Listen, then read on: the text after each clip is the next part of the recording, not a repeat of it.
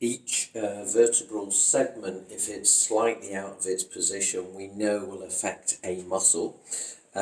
So if we have a muscle that's balanced on both sides of the body, let's say a psoas muscle, and one side is imbalanced, then it causes the spine to rotate and builds up inflammation. This will then lead to a joint problem, and a joint problem could then lead to an organ problem and all sorts of things like that. So each segment has a relationship to different muscles. So we can actually muscle test and find out if there's a problem with the spine, and then we go in and we fix the spine. We don't crack in core, but we mobilize and we work all the tissues from the top to the bottom so everything's back in alignment at the end.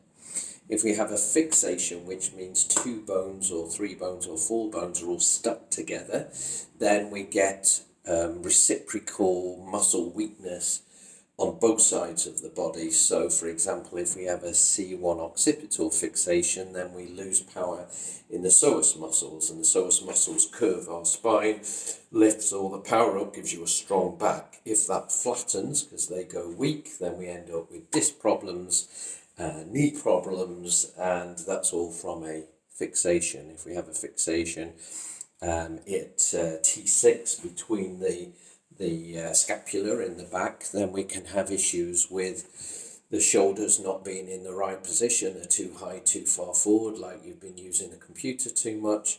That then can start to affect the heart and the lungs and the digestion, because we're in flexion too far, too much. Everything's squashed up here and we're not getting a release and balance.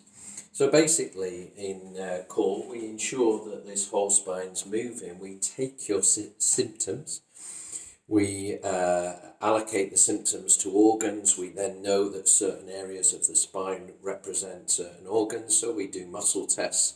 We can actually test each vertebra, or we can test the whole system together, and then we put in a nice easy treatment that unwinds all of the tissue, takes away all of the inflammation, and we retest at the end, and the end test normally proves that all the muscles have come up to their maximum ability, where before maybe they were sat at 50%. Joints change, organs change, blood flow changes, nerve flow changes, cerebral spinal fluid changes, everything changes, so we should feel instantly better after we've done all of that.